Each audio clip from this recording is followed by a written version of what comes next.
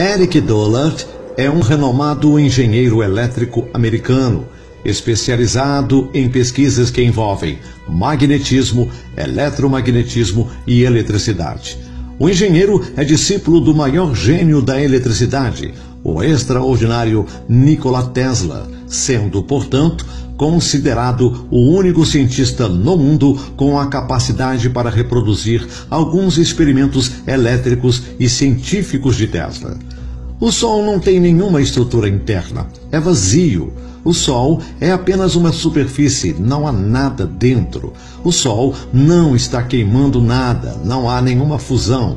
O Sol é um transformador, não está queimando nada. É um conversor de energia de outra dimensão, sendo a luz e o calor processos residuais, afirma o cientista. Durante mais de 30 anos de experiências e pesquisas elétricas, Dollard teve 8 laboratórios queimados e destruídos misteriosamente. Dollard estudou o Sol durante 4 anos e realizou inúmeras experiências que comprovam que o Sol não é uma bola queimando no espaço. O engenheiro elétrico afirma que o Sol está a 6.000 quilômetros da Terra e não a 150 milhões de quilômetros, como afirma a pseudociência. A luz não viaja no vácuo do espaço e, portanto, o Sol está dentro da ionoplasma, afirma Dollard. O sistema cientificista afirma que o Sol é uma estrela no centro de um sistema planetário, um astro composto de hidrogênio e hélio que possui traços de outros elementos. Inclui-se nesta lista ferro, níquel, oxigênio, silício, enxofre, cromo, neon e magnésio. Animações gráficas da NASA retratam o Sol como sendo uma bola de fogo queimando no espaço em um suposto processo de fusão nuclear ou hidrogênio se convertendo em hélio. No entanto, a ciência atual trabalha apenas com teorias hipotéticas e conjecturas intuitivas e fajutas para definir o Sol. A descrição científica do Sol por si só é contraditória. A possibilidade do Sol produzir oxigênio em sua composição superficial é totalmente inverossímil. Outra inverdade científica é de que o Sol possui uma grande força gravitacional que confinaria todo o sistema planetário à sua volta. Força gravitacional é outra baboseira científica e, portanto, não existe. A gravidade e nada é a mesma coisa. O que existe é a força magnética. O Sol seria composto de níquel, cromo, magnésio e ferro, e estes elementos seriam responsáveis pela verdadeira força magnética do Sol. A temperatura do Sol, segundo a pseudociência, é de 5.778 K, ou 15 milhões de graus Celsius. Não há como produzir um campo magnético com os elementos níquel, cromo, ferro e magnésio sob grandes temperaturas. Hidrogênio e hélio também não produzem magnetismo. O níquel, o ferro, o cromo e o magnésio perdem suas propriedades magnéticas quando submetidos a menos de 3.000 graus Celsius. Portanto, o Sol, como é definido pela pseudociência, jamais produziria um campo magnético que pudesse atrair outros corpos no espaço. Desta forma, nenhum planeta orbitaria o Sol ou seria atraído por sua força magnética. O Sol, como define a pseudociência, não é o centro do universo e não está atraindo nada no espaço. Força gravitacional é a mesma força que atrai poeira para uma tela de TV, ou seja, não exerce nenhuma força de grandeza. Para haver fusão nuclear na superfície do Sol e provocar a queima, seria necessário oxigênio. O oxigênio se produz de duas formas, pela fotossíntese e pela fotólise.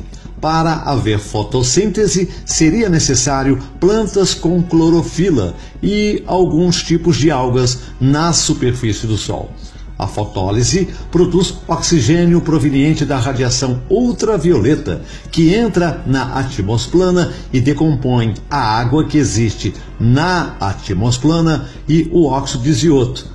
Não há água para o Sol decompor em sua superfície ou em sua atmosfera. Na natureza do fogo, só haverá fogo quando houver combustão.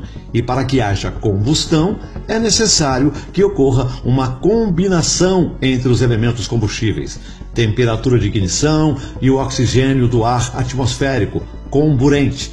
A combinação em proporções adequadas desses elementos produzirá um processo de desprendimento de calor e energia luminosa. Também não existe oxigênio no espaço que pudesse contribuir com a queima do Sol. O Sol da pseudociência é apenas mais uma das inúmeras falcatruas científicas que travestem a ciência contemporânea. Há um grande número de cientistas fugindo de debates e de discussões acerca do Sol, pois um grande número deles reconhece as inúmeras gambiarras científicas que foram construídas pela pseudociência para definir o Sol. Apenas a eletricidade explica a força magnética e a existência do Sol. O Sol não é maior que a Terra e nem está a 150 milhões de quilômetros da Terra. O Sol seria um pouco maior que a Lua. A Lua possui, segundo a ciência, 3.474 quilômetros de diâmetro. O Sol teria aproximadamente entre 5.000 a 6.000 quilômetros de diâmetro. Eric Dollard acredita que o Sol esteja entre 5.000 e 6.000 quilômetros de distância da Terra. Dollard afirma que a indução magnética produz luz, calor, energia, frequências eletromagnéticas e radiação. Essa seria a melhor explicação para definir o funcionamento do Sol dentro do sistema. O Sol possui um forte campo eletromagnético que capta frequências de energia da Terra e do espaço elétrico. Esta captação se define em um processo contínuo de indução magnética. Resumindo, o Sol capta a energia da Terra e de outra dimensionalidade no espaço e as converte em luz, frequências, radiação e calor. Sua flutuabilidade e confinamento dentro do sistema se dão em razão do intenso campo magnético da Terra e do eletromagnetismo existente no domo. Portanto, campo magnético da Terra é bem maior e mais intenso do que o campo magnético do Sol e da Lua. O universo está carregado de partículas elétricas e de filamentos que produzem campos eletromagnéticos. O Sol capta toda essa carga elétrica e frequencial que vem da Terra, do espaço e do domo. Para manter o equilíbrio deste sistema, o Sol atua como um gigantesco transformador, convertendo toda essa energia captada em luz, frequências, calor e radiação. Portanto, o Sol e também a Lua proporcionam uma extraordinária harmonia que mantém todo o equilíbrio de nosso sistema. Sem o Sol e sem a Lua, não haveria vida na Terra. Ondas eletromagnéticas irradiam frequências mínimas e altas. O Sol seria resultado de uma frequência vibracional irradiada a partir da Terra. Nikola Tesla acreditava que havia uma frequência específica com a qual a Terra era golpeada como um martelo. Tesla acreditava que a superfície da Terra vibrava com a frequência da eletricidade que era gerada a partir de processos eletromagnéticos, sendo a Terra uma grande bobina de Tesla. Esta frequência é muito intensa na Antártica, onde fenômenos de sonoluminência ocorrem diariamente. A Antártica seria o polo negativo da bateria Terra, onde toda a energia extra é liberada. O Sol seria resultado desta energia oscilatória de frequências altíssimas. O fenômeno Ball Lightning foi reproduzido em laboratório por Nikola Tesla em 1902. Outros cientistas tentaram reproduzir este fenômeno elétrico sem sucesso. Este fenômeno elétrico é visto após grandes tempestades elétricas, onde muita energia é liberada no ar ou na atmosfera. Uma bola de raio flutua no espaço e some misteriosamente ao perder frequência. Este fenômeno pode estar ligado à existência de nosso Sol elétrico brilhando no espaço. Gases e energia elétrica constituem o plasma. A bola de Tesla usa o mesmo fundamento para funcionar e liberar raios de energia em seu interior. A combinação de gases e energia elétrica ou plasma é a mesma que explica a constituição do Sol elétrico. O Sol transforma a energia elétrica em ondas eletromagnéticas. As ondas eletromagnéticas produzem frequências, fazendo que moléculas, partículas e outras substâncias vibrem intensamente. Esta vibração produz calor.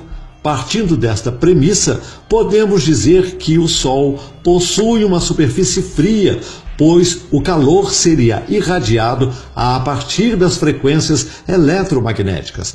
Ao gerar frequências altíssimas, o Sol faz com que as moléculas, partículas e outras substâncias existentes na atmosfera vibrem e, desta forma, o calor é irradiado para a Terra. É desta forma que um forno micro-ondas funciona. O PhD em Engenharia Elétrica Don Scott, juntamente com outro PhD em Física e Engenharia Elétrica Michael Claret, dirigem o projeto Safira, que estuda o Sol elétrico. Ambos alegam que o Sol não é uma bola de hidrogênio em fusão no espaço e que o calor não é liberado pelo Sol, e sim gerados por meio das ondas eletromagnéticas que batem na mesosplana, estratosplana e finalmente na troposplana. O engenheiro e perito em telecomunicações de satélites José Alfonso Hernando Albedon também afirma que o Sol é frio e o calor é gerado pelas ondas eletromagnéticas que vibram na atmosfera. Uma prova de que o Sol é frio e não irradia calor é que quanto mais subimos na atmosfera e nos aproximamos do Sol, mais frio fica. Aviões a 6.000 pés registram temperaturas de menos de 5 graus abaixo de zero em seu exterior. Se o Sol fosse quente, a água não congelaria a 30 quilômetros de altura, mesmo estando próxima ao Sol. Experiências com balões meteorológicos comprovam que frascos com água levados ao espaço voltaram à Terra totalmente congelados. Acima de 6.000 pés, a temperatura cai drasticamente e, portanto, se o Sol irradiasse calor, torraríamos dentro dos aviões. O espaço é frio como o Sol. Um filminho da NASA rodou o mundo exibindo uma suposta nave espacial se abastecendo no Sol. Isto poderia ser perfeitamente possível, pois o Sol é uma grande fonte de energia e sua superfície não é quente como afirma a pseudociência.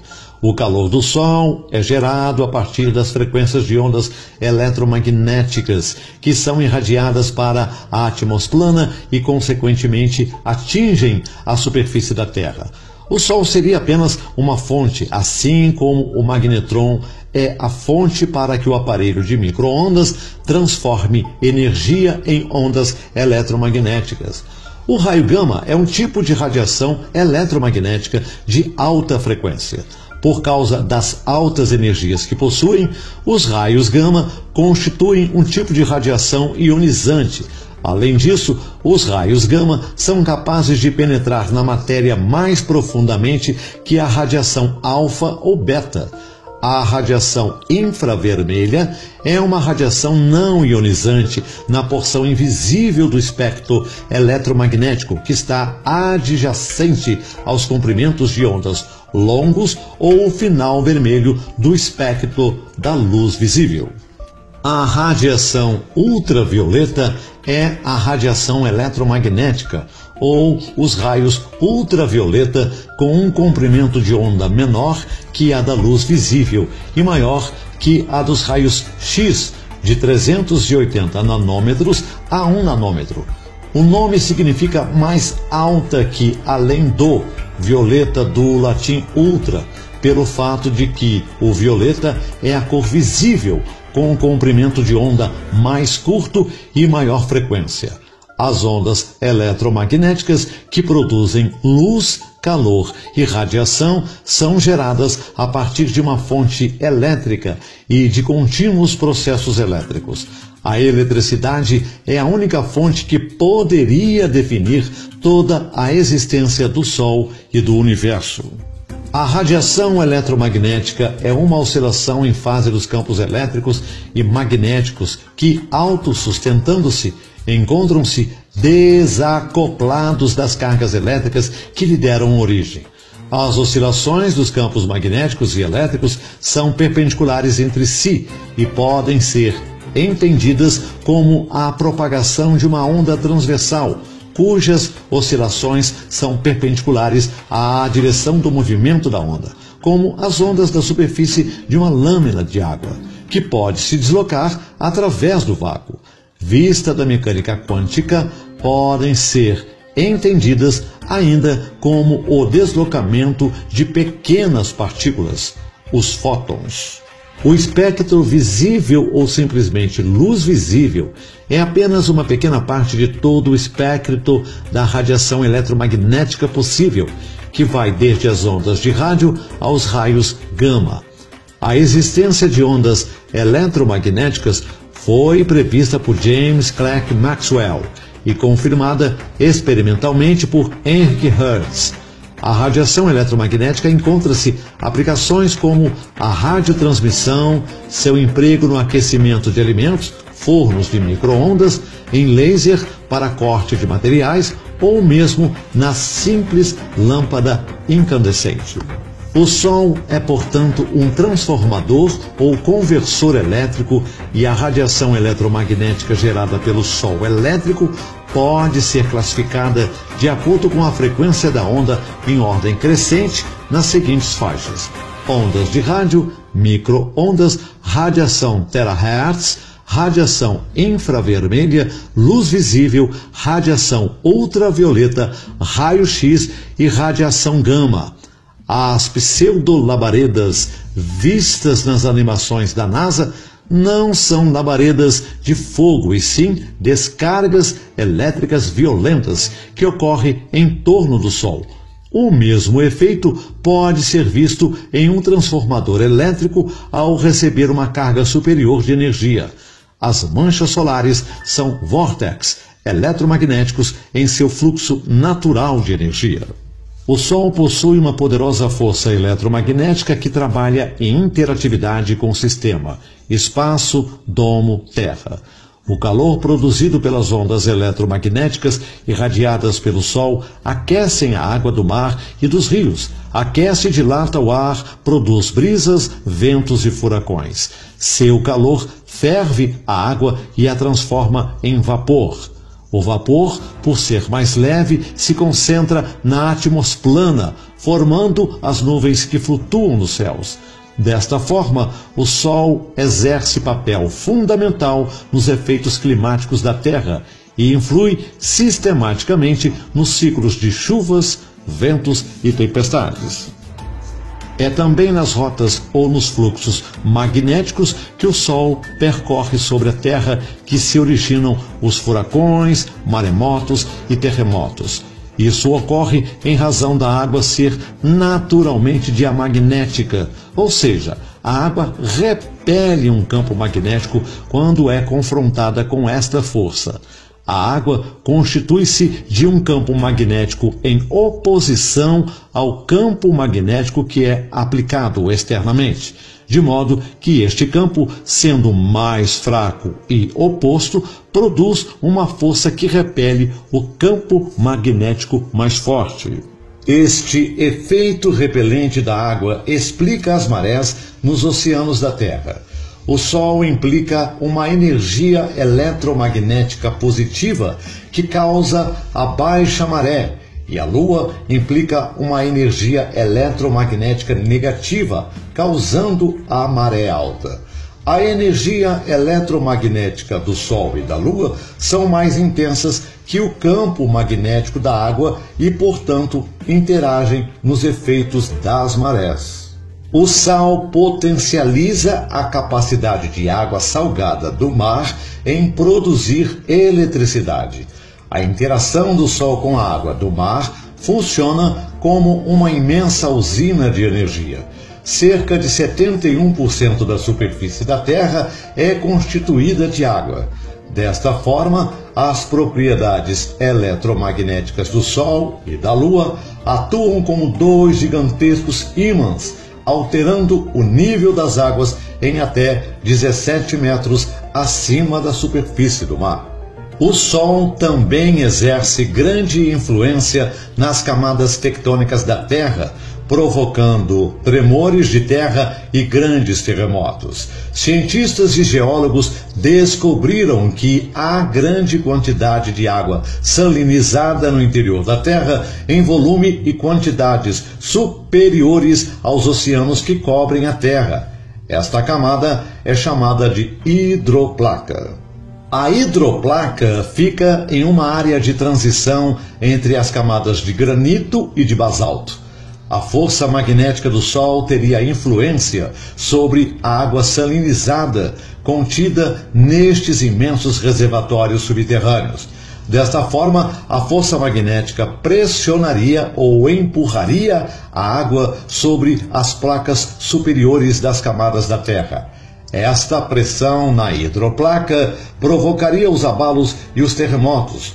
Todas as áreas incidentes de abalos sísmicos e terremotos estão concentradas nas faixas ou trilhas magnéticas do Sol. Recentemente tivemos terremoto no México e 3 furacões que destruíram Porto Rico e atingiram Miami, Flórida e parte dos Estados Unidos da América. Os fenômenos ocorreram justamente no caminho que o Sol faz sobre a Terra. As placas tectônicas foram pressionadas pela força diamagnética da água, que por sua vez foram potencializadas pelo forte campo eletromagnético do Sol. As frequências das ondas eletromagnéticas fizeram vibrar as camadas inferiores da Terra e a força diamagnética sobre a água fez pressão sobre as placas tectônicas, causando os terremotos. A pseudociência afirma que a Terra-bola também possui um centro formado de níquel e cromo. Segundo os lunáticos cientistas, o cromo e o níquel, aquecidos a 6.000 graus Celsius, seriam responsáveis pelo campo protetor magnético que protege a Terra contra os efeitos da radiação solar. No entanto, o cromo e o níquel, aquecidos, perdem suas propriedades magnéticas e, portanto, não protegem a Terra e muito menos geram um campo magnético. Nada no universo se originou do acaso. O sal do mar não é obra do acaso. As partículas e moléculas não são obras do acaso. As plantas, algas e os vegetais não são obras do acaso. Os planetas e as estrelas não são obras do acaso. O domo elétrico não é obra do acaso. A Lua e o Sol não são obras do acaso. Os átomos não são obras do acaso. O eletromagnetismo não é uma obra do acaso. A vida e o homem não são obras do acaso. Tudo no universo foi planejado pela mente sábia do Criador para interagir com a eletricidade que permeia o universo. O Sol é um grande transformador ou conversor elétrico que interage com todo o sistema. O Sol faz parte do perfeito circuito elétrico que mantém todo o sistema funcionando. O Criador planejou sabiamente todo o sistema com perfeição e usou a eletricidade e o magnetismo para perpetuar sua esplêndida obra.